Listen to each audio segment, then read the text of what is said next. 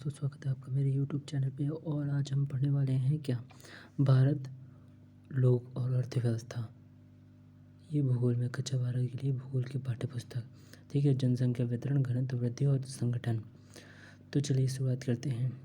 लोग किसी देश के अत्यंत महत्वपूर्ण घटक होते हैं। भारत अपनी 121 करोड़ जनसंख्या 2011 के अनुसार जनसंख्या के साथ चीन के बाद विश्व में दूसरा सघनतम बसा हुआ देश है।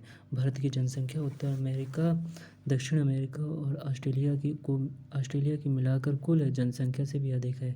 प्रायः यह तर्क दिया जाता है कि इतनी बड़ी जनसंख्या निश्चित तौर पर इसके सीमांत संसाधनों पर दबाव डालती है और देश में अनेक सामाजिक आर्थिक समस्याओं के लिए उत्तरदायी है। भारत के विचार से आपको क्या अनुभूति होती है? क्या यह केवल एक क्षेत्र है? क्या यह लोगों के सम्मिश्रण को प्रकट करता है? क्या यह शासन की निश्चित संस्थाओं के नियंत्रण में रह रहे लोगों से बसा हुआ एक क्षेत्र है? इस अध्याय में हम भारत की जनसंख्या के वितरण, प्रतिरूप, घनत्व, वृद्धि और संगठन के बारे में विवेचन करेंगे। जनसंख्या आंकड़ों के स्रोत। तो हमारे देश में जनसंख्या के आंकड़ों की प्रति 10 वर्ष बाद होने वाली जनगणना द्वारा एकत्रित किया जाता है। भारत की पहली जनगणना 1872 ईस्वी में हुई थी, किंतु पहली संपूर्ण जनगणना 1881 में संपन्न हुई। जनसंख्या का वितरण चित्र में देखिए, यह है नक्शा भारत का। इसमें दिखाया जा रहा है कि कहाँ घनी जनसंख्या है। यहाँ पर ये गंगा मैदान में, और यहाँ केरल में भी है जनसंख्या घनत्व अधिक। तो परीक्षण किया इस पर दर्शाया गया, देखो चित्र जनसंख्या वितरण। चित्र 1.1 का परीक्षण कीजिए, इस पर दर्शाया गया जनसंख्या के स्थानिक वितरण के प्रतिरूप के वर्णन करने का प्रयास कीजिए। यह स्पष्ट है कि भारत में जनसंख्या के वितरण का प्रतिरूप अत्यधिक असम है। देश में राज्यों और केंद्र शासित प्रदेशों का जनसंख्या में प्रतिशत अंश दर्शाता है कि उत्तर प्रदेश की जनसंख्या सर्वाधिक, इसके पश्चात महाराष्ट्र, बिहार और पश्चिम बंगाल का स्थान है। ठीक है,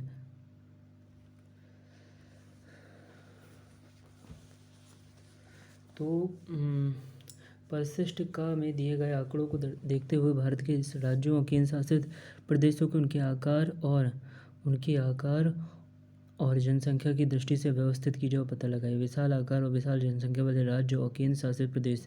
विशाल आकार किंतु लघु जनसंख्या वाले राज्य और केंद्र शासित प्रदेश। अपेक्षाकृत लघु आकार और विशाल जनसंख्या वाले राज्य और केंद्र शासित प्रदेश। तालिका परिशिष्ट का से जांच कीजिए कि तमिलनाडु, मध्य प्रदेश, राजस्थान, कर्नाटक और गुजरात के साथ उत्तर प्रदेश, महाराष्ट्र, बिहार, पश्चिम बंगाल, आंध्र प्रदेश। देखो तमिलनाडु, मध्य प्रदेश, राजस्थान, कर्नाटक, गुजरात के साथ उत्तर प्रदेश, महाराष्ट्र, बिहार, पश्चिम बंगाल और आंध्र प्रदेश की जनसंख्या मिलकर देश की कुल जनसंख्या का 76% भाग है। दूसरी ओर जम्मू कश्मीर 1.04%, अरुणाचल प्रदेश 0.84%, उत्तराखंड 0.83% जैसे राज्यों की जनसंख्या का आकार इनके विशाल भौगोलिक क्षेत्र के बावजूद अत्यंत छोटा है। भारत में जनसंख्या का ऐसा असम स्थानिक वितरण देश की जनसंख्या और भौतिक, सामाजिक, आर्थिक तथा ऐतिहासिक कारकों के बीच घनिष्ठ संबंध प्रकट करता है। जहाँ तक भौतिक कारकों का संबंध है, यह स्पष्ट है कि भूविन्यास और जल की उपलब्धता के साथ जलवायु प्रमुख रूप से वितरण के प्रतिरूपों का निर्धारण करती है। परिणाम स्वरूप हम देखते हैं कि उत्तर भारत के मैदानों, डेल्टाओं और तटीय मैदानों में जनसंख्या का अनुपात दक्षिणी और मध्य भारत के राज्यों के आंतरिक जिलों हिमालय, उत्तर पूर्वी और पश्चिम कुछ राज्यों की अपेक्षा उच्चतर है। फिर भी सिंचाई के विकास, राजस्थान, खनिज एवं ऊर्जा संसाधनों की उपलब्धता, झारखंड और परिवहन जाल के विकास, प्रायद्वीपीय राज्यों के परिणामस्वरूप उन क्षेत्रों में जो पहले विरल जनसंख्या क्षेत्र थे, अब जनसंख्या के माध्यम से उच्च संकेंद्रण के क्षेत्र हो गए हैं। जनसंख्या वितरण के सामाजिक, आर्थिक व ऐतिहासिक कारकों में से सबसे महत्वपूर्ण कारक स्थायी कृषि का उद्भव और कृषि विकास, मानव बस्ती के प्रतिरूप, परिवहन जाल तंत्र का विकास, औद्योगिकरण और नगरीकरण है। ऐसा देखा गया कि भारत के नदी मैदानों और तटीय क्षेत्रों में स्थित प्रदेश सदैव ही विशाल जनसंख्या सांद्रण वाले प्रदेश रहे हैं।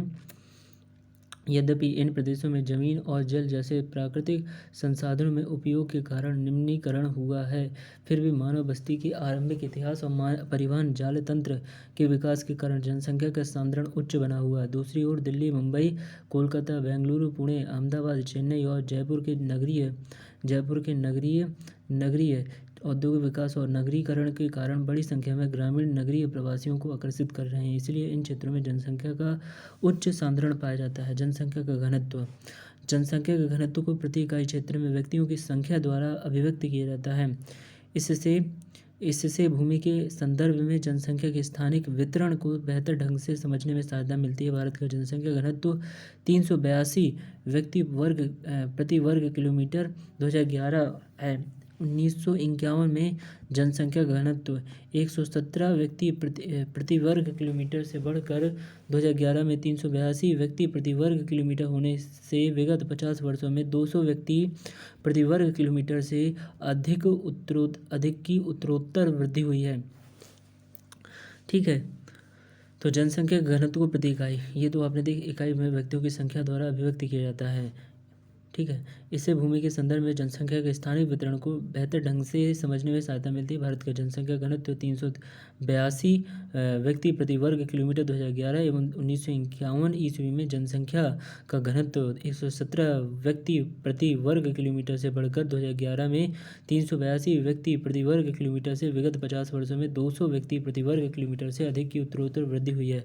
परिशिष्ट का में दर्शाए गए आंकड़े देश में जनसंख्या घनत्वों की स्थानिक भिन्नता का आभास कराते हैं, जो अरुणाचल प्रदेश में कम से कम 17 व्यक्ति प्रति वर्ग किलोमीटर से लेकर दिल्ली के राष्ट्रीय राजधानी क्षेत्र में 11,297 प्रति वर्ग किलोमीटर तक है। उत्तरी भारत के राज्यों बिहार 1102, पश्चिम बंगाल 1029 और उत्तर प्रदेश 829 में जनसंख्या घनत्व उच्चतर है, जबकि प्रायद्वीपीय भारत के राज्यों में केवल 859 और तमिलनाडु 555 में उच्चतर घनत्व पाया जाता है।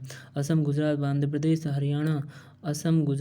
प्रदेश, हरियाणा, झारखंड और उड़ीसा में मध्यम घनत्व पाया जाता है। हिमालय प्रदेश के पर्वतीय राज्यों असम को छोड़कर भारतीय उत्तर पूर्वी राज्यों में अपेक्षाकृत निम्न घनत्व है, जबकि अंडमान और निकोबार द्वीपों को छोड़कर केंद्र शासित प्रदेशों में जनसंख्या घनत्व उच्च पाए जाते हैं। ठीक है, जनसंख्या का घनत्व जैसा कि पहले के अनुच्छेदों में चर्चा की जा चुकी है, एक अशोधित माप है। ठीक है, इसमें देख सकते हैं आप कि 1201 से अधिक कहाँ पर है, ये गंगा का तराई क्षेत्र, गंगा वाला क्षेत्र, ये तराई क्षेत्र, यहाँ पर 1201 से 801 यहाँ आ गया, 401 से 800 के बीच में। ये आपका 1201, तो अधिक गहरा तो यही है 1201, फिर 801 से 1200, ये है क्या हो गया। ठीक है, भारत जनसंख्या का घनत्व कुल कृषित भूमि पर जनसंख्या के दबाव के संदर्भ में मानव भूमि अनुपात के बेहतर परिज्ञान के लिए कायिक और कृषि घनत्वों को ज्ञात करना चाहिए, जो भारत जैसे विशाल कृषि जनसंख्या वाले देश के लिए सार्थक। देखें बॉक्स, कायिक घनत्व बराबर कुल जनसंख्या निवल कृषित क्षेत्र, कृषि घनत्व कुल कृषि जनसंख्या निवल कृषित क्षेत्र या कृषि जनसंख्या में कृषि मजदूर और उनके परिवार के सदस्य सम्मिलित होते हैं। एक मिनट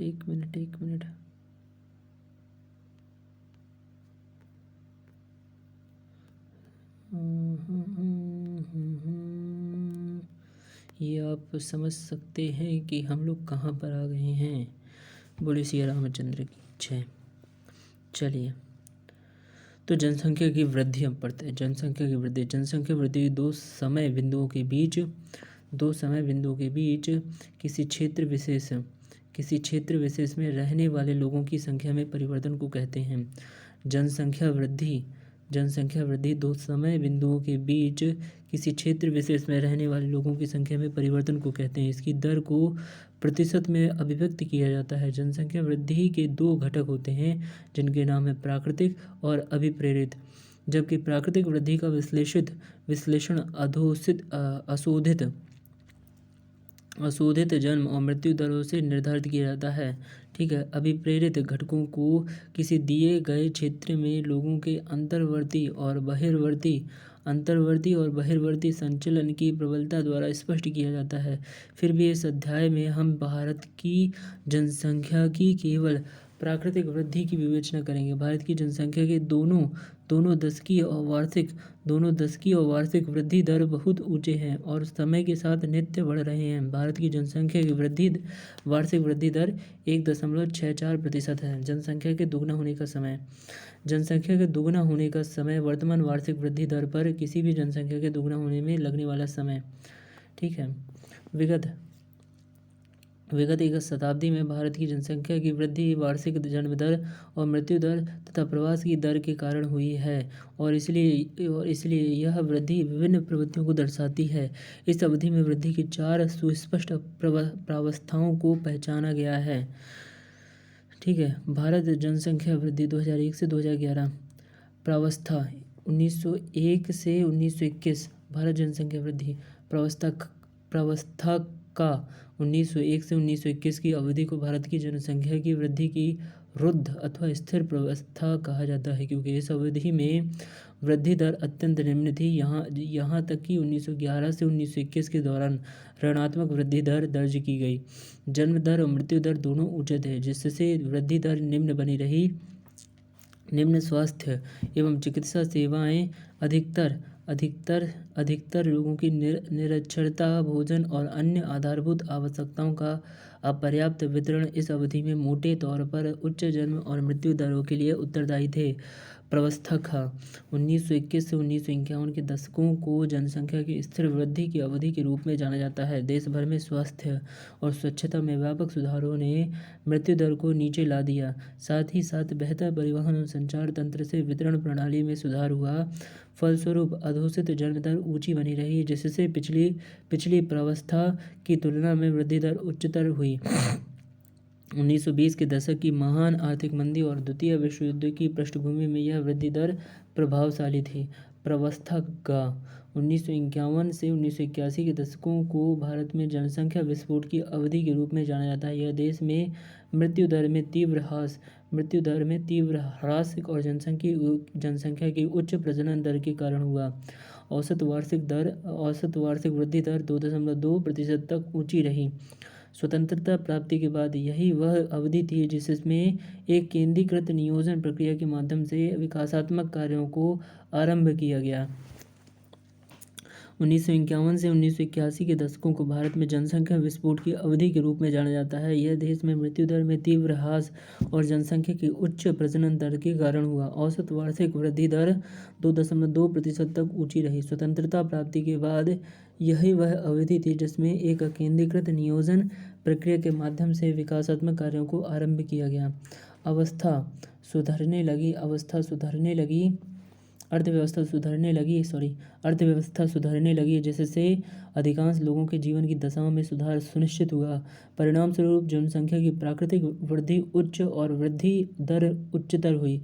इन सब के अतिरिक्त तिब्बतियों, बांग्लादेशियों, नेपालियों को देश में लाने वाले बढ़ते अंतर्राष्ट्रीय प्रवास और यहाँ तक कि पाकिस्तान से आने वाले लोगों ने भी उच्च वृद्धि दर में योगदान दिया। प्रावस्था 1981 से 1981 के पश्चात वर्तमान तक देश की जनसंख्या की वृद्धि दर यद्यपि ऊंची बनी रही, परंतु धीरे धीरे मंद गति से घटने लगी। ऐसी जनसंख्या वृद्धि के लिए अशोधित जन्म दर की अधोमुखी प्रवृत्ति को उत्तरदायी माना जाता है।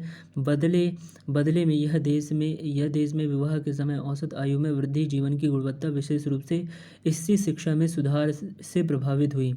देश में जनसंख्या की वृद्धि दर अभी भी ऊंची है और विश्व विकास रिपोर्ट द्वारा यह प्रक्षेपित किया गया कि 2025 ईस्वी तक भारत की जनसंख्या 135 करोड़ को स्पर्श करेगी, जो अब कर चुकी है। अब तक किया गया विश्लेषण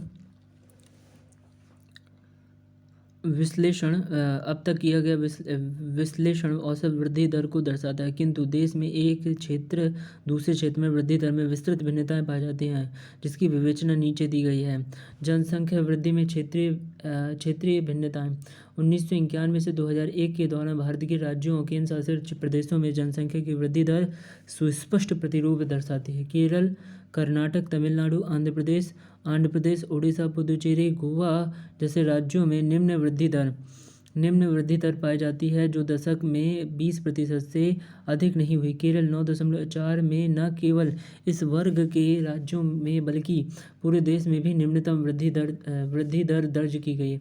देश के उत्तर पश्चिमी, उत्तरी और उत्तर मध्य भागों में पश्चिम से पूर्व स्थित राज्यों की एक सतत पेटी में दक्षिणी राज्यों की अपेक्षा उच्च वृद्धि दर पाई जाती है।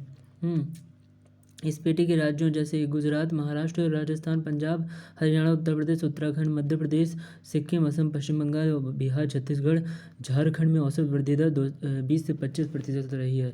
2001 से 2011 के दौरान सभी राज्यों और केंद्र शासित प्रदेशों में पिछले दशक 1991 से 2001 की तुलना में जनसंख्या वृद्धि दर धीमी रही है। 6 सर्वाधिक जनसंख्या वाले राज्य उत्तर प्रदेश, महाराष्ट्र, बिहार, पश्चिम बंगाल, मध्य प्रदेश में भी 1991 से 2001 की तुलना में 2001 से 2011 में दशकीय वृद्धि दर प्रतिशत में कम रही है। आंध्र प्रदेश में सबसे कम 3.5% तथा महाराष्ट्र में सर्वाधिक 6.7% गिरावट थी। तमिलनाडु में 3.9%, पुदुचेरी में 7.1%। पिछले दशक की तुलना में 2001 से 2011 में कुछ वृद्धि दर्ज की गई है। ठीक है, तो ये क्रियाकलाप करनी है जो आप कर सकते हैं। तो परिशिष्ट का वन में दिए गए आंकड़ों के आधार पर वर्ष 1991 से 2001 तथा 2001 से 2011 में सभी राज्यों तथा केंद्र शासित प्रदेशों में दशकीय जनसंख्या वृद्धि दर की तुलना करें। एक और उत्तर पूर्वी राज्यों और दूसरी ओर कुछ केंद्र शासित प्रदेशों पुदुचेरी, लक्षद्वीप, अंडमान और निकोबार द्वीप समूह को छोड़कर में अति सूक्ष्म वृद्धि दरें क्यों पाई जाती हैं। क्रियाकलाप ये भी करना है। अपने अपने राज्य चुने हुए जिलों के कुल पुरुष और स्त्री जनसंख्या से संबंधित जनसंख्या वृद्धि दर के आंकड़ों को लीजिए और उन्हें संयुक्त दंड आरेख की सहायता से प्रदर्शित कीजिए। भारत में जनसंख्या वृद्धि का एक महत्वपूर्ण पक्ष इसके किशोरों की वृद्धि है। वर्तमान में किशोरों अर्थात 10 से 19 वर्ष का आयु वर्ग का अंश 20.9% है 2011 के अनुसार, जिसमें 52.7% किशोर और 47.3% किशोरियां सम्मिलित हैं। किशोर जनसंख्या यद्यपि उच्च संभावना से युक्त युवा जनसंख्या समझी जाती है, यदि उन्हें समुचित ढंग से मार्गदर्शित और दिशा निर्देशित न किया जाए तो वे काफ़ी सुभेद वल्नरेबल भी होते हैं। यहाँ तक होते हैं। जहाँ तक इन किशोरों का संबंध है, समाज के समक्ष अनेक चुनौतियाँ हैं, जिनमें से कुछ विवाह की निम्न आयु, निरक्षरता, विशेषतः स्त्री निरक्षरता, विद्यालय विरत छात्र, स्कूल ड्रॉपआउट, पोषकों की निम्न ग्राह्यता, किशोरी माताओं में उच्च मातृ मृत्यु दर, HIV एड्स के संक्रमण की उच्च दर, शारीरिक और मानसिक अपंगता अथवा मदांत, औषध दुरुपयोग और मदिरा सेवन, किशोर अपचार और अपराध करना इत्यादि। इन तथ्यों को दृष्टिगत रखते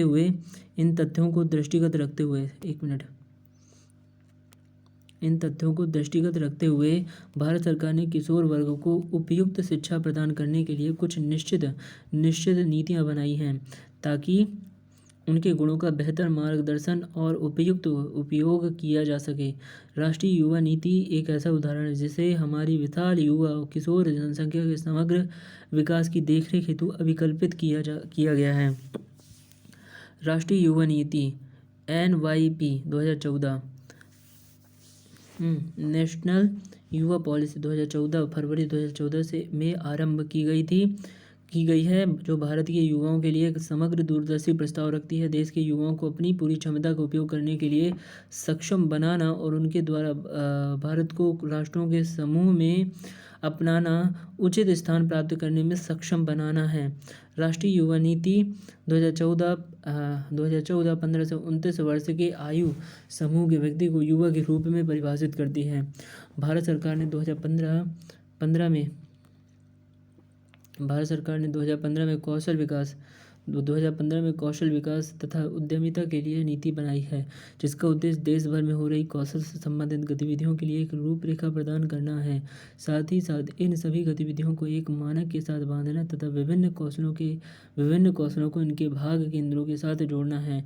ऊपर की गई विवेचना से ऐसा प्रतीत होता है कि देश में द्विक और काल के संदर्भ में जनसंख्या की वृद्धि दर में व्यापक विभिन्नता पाई जाती है, जो जनसंख्या की वृद्धि से संबंधित अनेक सामाजिक समस्याओं की उजागर करती है। फिर भी जनसंख्या में के वृद्धि प्रतिरूपों की बेहतर अंतर्दृष्टि प्राप्त करने के लिए आवश्यक है जनसंख्या के सामाजिक संगठन की पड़ताल की जाए।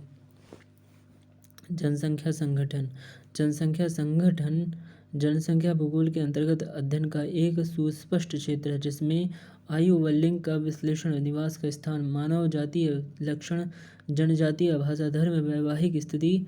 देखो, जनसंख्या संगठन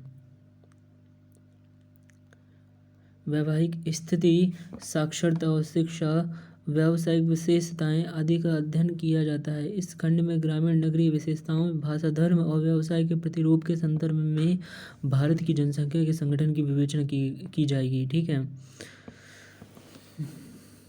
तो आपने यहाँ तक पढ़ा हमने जनसंख्या संगठन जनसंख्या से भूगोल के अंतर्गत अध्ययन का एक सुस्पष्ट क्षेत्र है, जिसमें आयु व लिंग का विश्लेषण, निवास का स्थान, मानव जातीय लक्षण, जनजातीय भाषा, धर्म, वैवाहिक स्थिति, साक्षरता और शिक्षा, व्यावसायिक विशेषता आदि का अध्ययन किया जाता है। इस खंड में ग्रामीण नगरीय विशेषताओं, भाषा, धर्म और व्यवसाय के प्रतिरूपों के संदर्भ में भारत की जनसंख्या के संगठन की विवेचना की जाएगी। ग्रामीण नगरीय संगठन अपने अपने निवास के स्थानों के अनुसार जनसंख्या का संगठन सामाजिक और आर्थिक विशेषताओं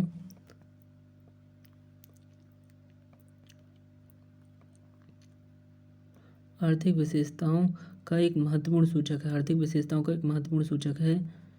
जब देश की कुल जनसंख्या का 68.8% भाग गाँव में रहता है, तब यह और भी सार्थक हो जाता है 2011 के अनुसार। ठीक है, अब ये परसिस्ट में करना है, हम कर लेंगे, आगे बढ़ते हैं। चलिए, क्या आप जानते हैं 2011 की जनगणना के अनुसार भारत में 6,40,867 गाँव हैं। 6,40,867 गाँव हैं।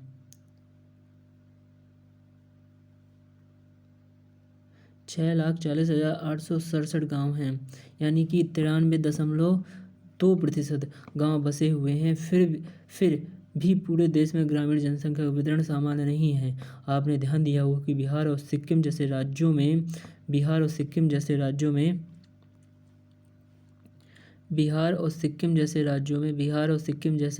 ग्रामीण जनसंख्या का प्रतिशत बहुत अधिक है।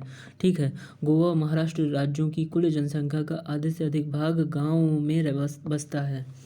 दूसरी ओर दादरा और नागर हवेली 53.38% को छोड़कर केंद्र शासित प्रदेशों का लघु अनुपाती ग्रामीण जनसंख्या का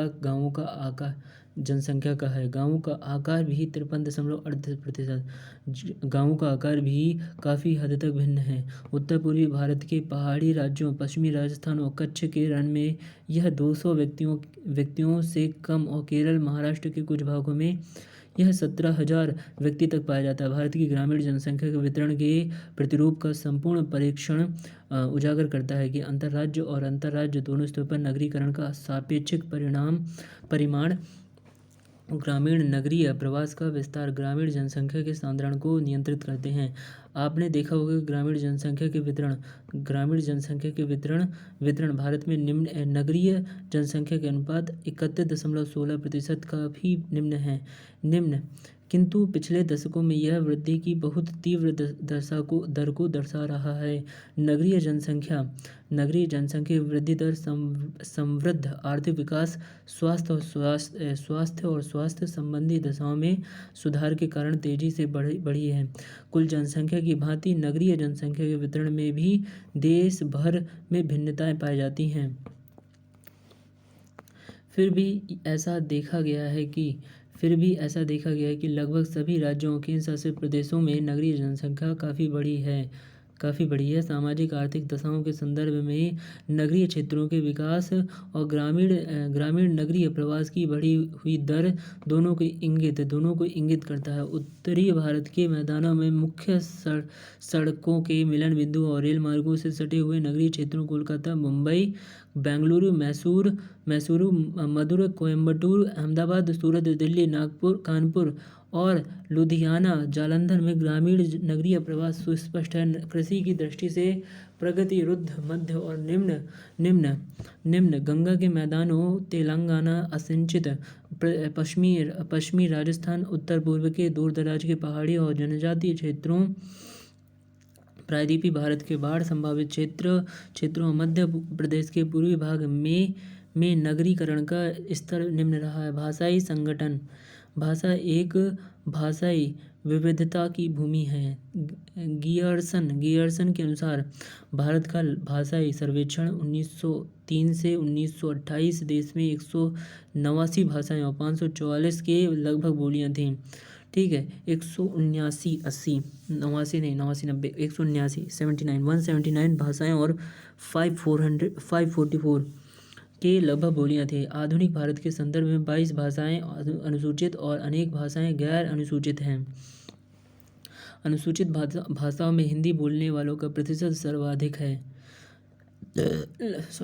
लघुत्तम भाषा वर्ग संस्कृत, बोडो और मणिपुरी बोलने वालों का है। संस्कृत, बोडो और मणिपुरी बोलने वालों के हैं। यह देखा गया है कि देश में भाषाई प्रदेशों की सीमाएं सुनिश्चित और स्पष्ट नहीं हैं, बल्कि उनका अपने अपने सीमांत प्रदेशों में क्रमिक विलय और अध्यारोपण व मत संच हो जाता है। भाषाई वर्गीकरण, 4 प्रकार का भाषाई वर्गीकरण होता है। कौन कौन सा देखेंगे। प्रमुख भारतीय भाषाओं के बोलने वाले 4 भाषा परिवारों से जुड़े हुए हैं, जिनके उप परिवार, शाखाएं अथवा वर्ग हैं। इसे तालिका में बेहतर ढंग से समझाया गया है। पहला है आस्ट्रिक या निषाद 1.38% या ऑस्ट्रो एशियाई उप परिवार है, या ऑस्ट्रोनेशियन और शाखा वर्ग है। मेर मुंडा वाक क्षेत्र है। मेघालय, निकोबार द्वीप समूह, पश्चिम बंगाल, बिहार, उड़ीसा, असम, मध्य प्रदेश, महाराष्ट्र भारत के बाहर। ठीक है। द्रविड़ 20%, दक्षिण द्रविड़, मध्य द्रविड़ और उत्तर द्रविड़। तमिलनाडु, कर्नाटक, केरल, तमिलनाडु, कर्नाटक, केरल, आंध्र प्रदेश, मध्य उड़ीसा, महाराष्ट्र, बिहार, उड़ीसा, पश्चिम बंगाल, मध्य प्रदेश। ठीक है। चीनी तिब्बती किरात 0.85%, 0.85%। ठीक है। तिब्बती म्यांमारी या सियामी चीनी, तिब्बती हिमालय, उत्तरी असम म्यांमारी, जम्मू और कश्मीर, हिमाचल प्रदेश, सिक्किम, अरुणाचल प्रदेश, असम, नागालैंड, मणिपुर, मिजोरम, त्रिपुरा, मेघालय। भारतीय यूरोपीय आर्य ये आया आपका, तो इंडो आर्य, ईरानी, फारसी और दर्दी भारतीय आर्य। भारत से बाहर जम्मू कश्मीर, पंजाब, हिमाचल प्रदेश, उत्तर प्रदेश, राजस्थान, हरियाणा, मध्य प्रदेश, बिहार, उड़ीसा, पश्चिम बंगाल, असम, गुजरात, महाराष्ट्र, गोवा। ठीक है, ये सब हैं। तो 4 देखना, ऑस्ट्रिक,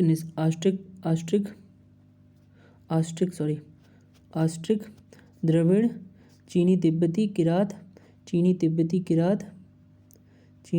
किरात और भारतीय यूरोपीय आर्य। ठीक है। चलिए, क्रियाकलाप हो गया।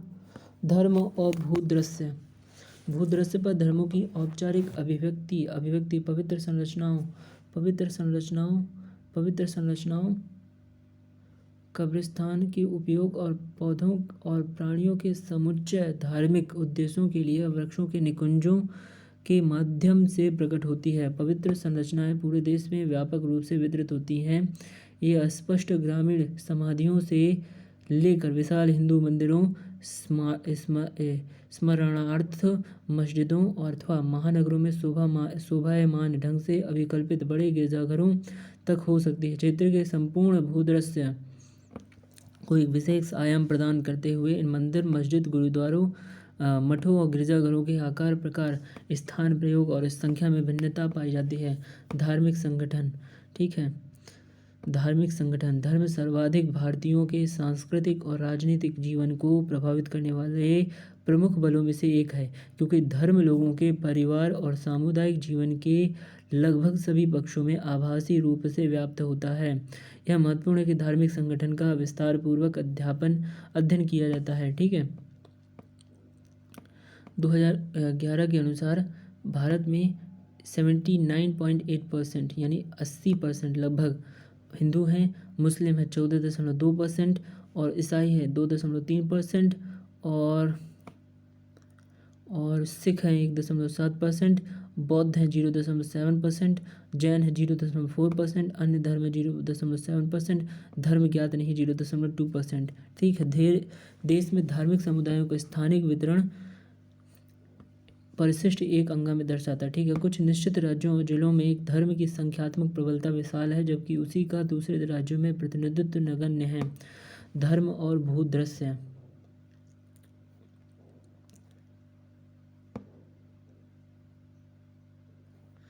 तो भूदृश्य पर धर्मों की औपचारिक अभिव्यक्ति पवित्र संरचनाओं, कब्रिस्तान के उपयोग और पौधों और प्राणियों के समुच्चय धार्मिक उद्देश्यों के लिए वृक्षों के निकुंजों के माध्यम से प्रकट होती है। पवित्र संरचनाएं पूरे देश में व्यापक रूप से वितरित है। ये अस्पष्ट ग्रामीण समाधियों से लेकर विशाल हिंदू मंदिरों, स्मरणार्थ मस्जिदों अथवा महानगरों में शोभायमान ढंग से अभिकल्पित बड़े गिरजाघर तक हो सकती है। क्षेत्र के संपूर्ण भूदृश्य को एक विशेष आयाम प्रदान करते हुए इन मंदिरों, मस्जिदों, गुरुद्वारों, मठों और गिरजाघरों के आकार, प्रकार, स्थान, प्रयोग और संख्या में भिन्नता पाई जाती है, ठीक है।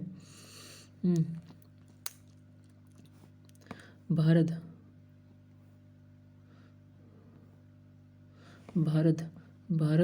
बांग्लादेश सीमा और भारत पाक सीमा से संलग्न जिलों जम्मू कश्मीर, उत्तर पूर्व के पर्वतीय राज्यों और दक्कन पठार व गंगा के मैदान के प्रकीर्ण क्षेत्रों को छोड़कर हिंदू अनेक राज्यों में एक प्रमुख समूह के रूप में वितरित है। 70 से 90% तक और उससे भी अधिक विशालतम धार्मिक अल्पसंख्यक मुस्लिम जम्मू कश्मीर, पश्चिम बंगाल और केरल के कुछ जिलों, उत्तर प्रदेश के अनेक जिलों, दिल्ली में उसके आसपास और लक्षद्वीप में सांद्रित हैं।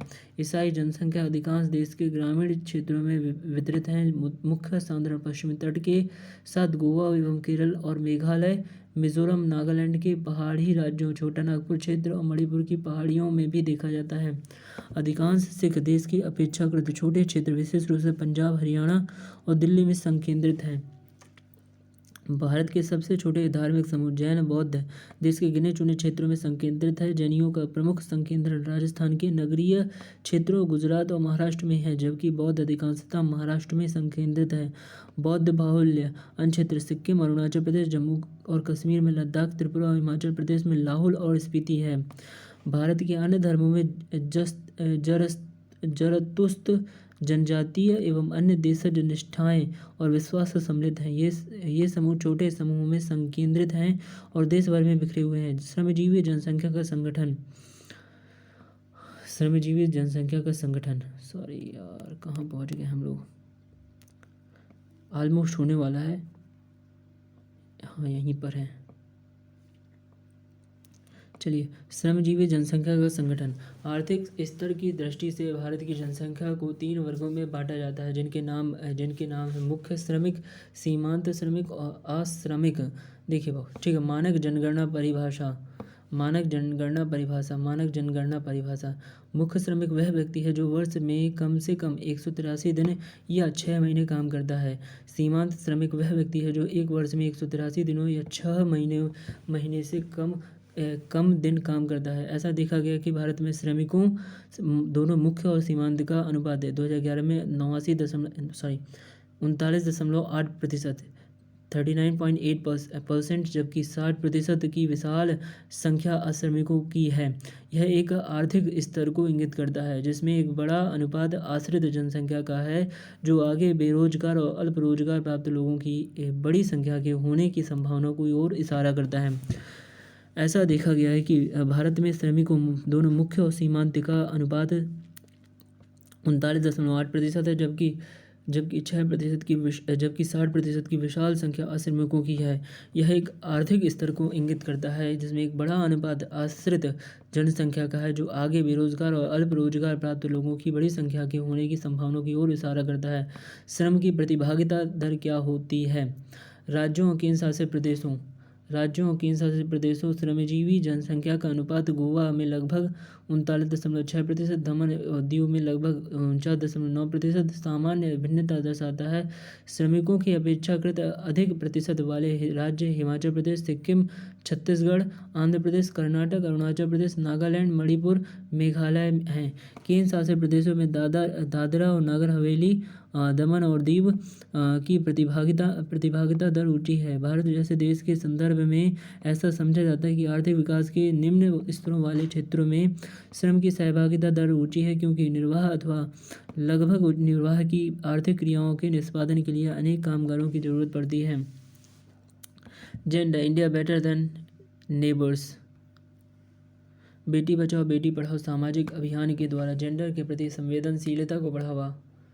समाज का विभाजन पुरुष, महिला और ट्रांसजेंडर में प्राकृतिक और जैविक रूप से माना जाता है, लेकिन वास्तव में समाज सबके लिए अलग अलग भूमिका निर्धारित करता है। ये भूमिकाएं फिर से सामाजिक संस्थाओं द्वारा सुदृढ़ कर दी जाती है, जिसके फलस्वरूप ये जैविक भिन्नताएं सामाजिक भेदभाव, अलगाव तथा बहिष्कार का आधार बन जाती हैं।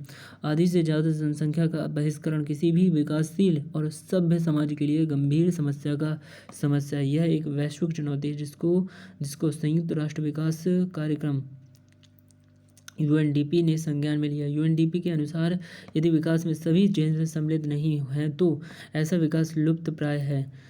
HDR UNDP 1995। सामान्य जन में किसी भी प्रकार का भेदभाव और विशेष रूप से जेंडर के आधार पर भेदभाव मानवता के प्रति एक अपराध है। इसलिए सभी के लिए शिक्षा, रोजगार, राजनीतिक प्रतिनिधित्व में समान अवसर, समान कार्यों के लिए एक वेतन, स्वाभिमान के साथ जीवन जीने का अवसर सभी को मिले, इसके लिए विशेष प्रयास किए जाने की आवश्यकता है। जो समाज इन सभी भेदभावों व बुराइयों को दूर करने के लिए प्रभावी कदम नहीं उठाता, वह एक सभ्य समाज नहीं कहा जा सकता।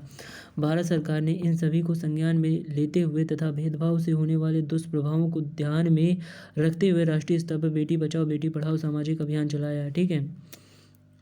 भारत की जनसंख्या के व्यावसायिक संगठन, जिसका वास्तव में अर्थ किसी व्यक्ति के खेती, विनिर्माण, व्यापार, सेवाओं अथवा किसी भी प्रकार की व्यावसायिक क्रियाओं में लगे होने से है, द्वितीयक और तृतीयक सेक्टरों की तुलना में प्राथमिक सेक्टर के श्रमिकों के एक बड़े अनुपात को दर्शाता है। कुल श्रमजीवी जनसंख्या का लगभग 54.6% कृषक और कृषि मजदूर है, जबकि 3.8% श्रमिक घरेलू उद्योगों में लगे हैं। 41.6% अन्य श्रमिक हैं जो गैर घरेलू उद्योगों, व्यापार, वाणिज्य, विनिर्माण और मरम्मत तथा अन्य सेवाओं में कार्यरत हैं। जहां तक देश की पुरुष और स्त्री जनसंख्या के व्यवसाय का प्रश्न है, पुरुष श्रमिकों की संख्या स्त्री श्रमिकों की संख्या से 3 सेक्टरों में अधिक है। व्यावसायिक संवर्ग। ठीक है। 2011 की जनगणना ने भारत की श्रमजीवी जनसंख्या को 4 प्रमुख संवर्गों में बांटा है। पहला है कृषक, दूसरा है कृषि मजदूर, तीसरा है घरेलू औद्योगिक श्रमिक और चौथा है अन्य श्रमिक।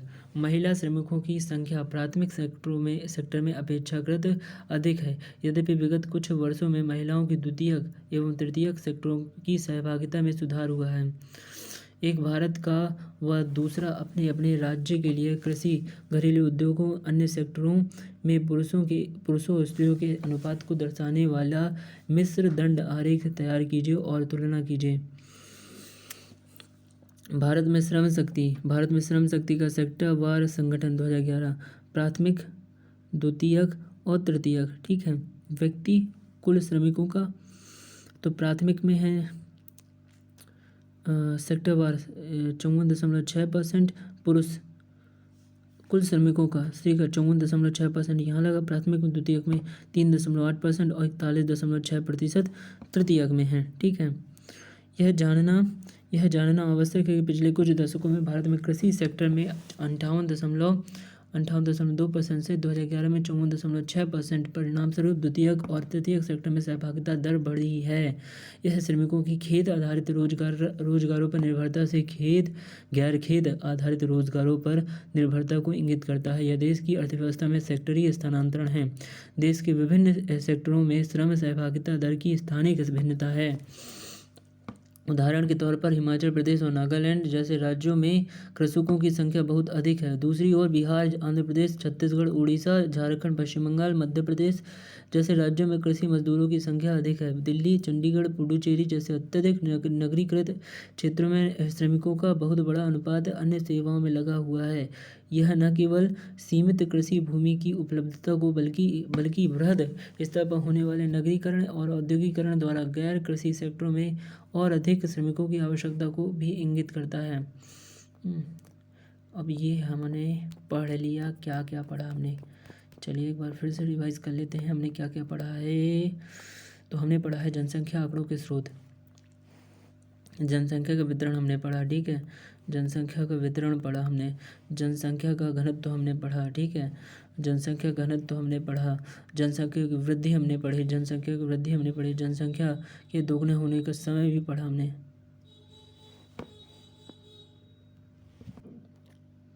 और हमने क्या पढ़ा, हमने पढ़ा है जनसंख्या वृद्धि में क्षेत्रीय भिन्नताएं, हमने पढ़ी।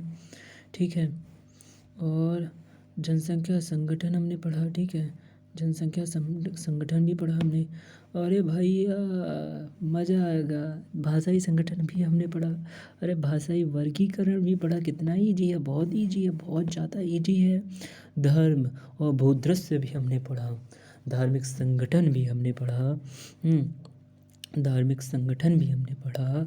धर्म और भूदृश्य तो ये पढ़ ही लिया। भैया क्या बोलते हो, भैया क्या बात करते हो। श्रमजीवी जनसंख्या का संगठन हमने पढ़ा। ठीक है। मानक जनगणना परिभाषा ये भी हमने पढ़ा। श्रम की प्रतिभागिता दर क्या होती है ये भी हमने पढ़ा। ठीक है। बेटी बचाओ व्यावसायिक संवर्ग। और चलिए ये आ गया अभ्यास। उम्मीद करता हूँ आपको समझ में आया होगा, नहीं आया होगा तो हमारी गारंटी है कि आपको समझ में आएगा ही। Thank you.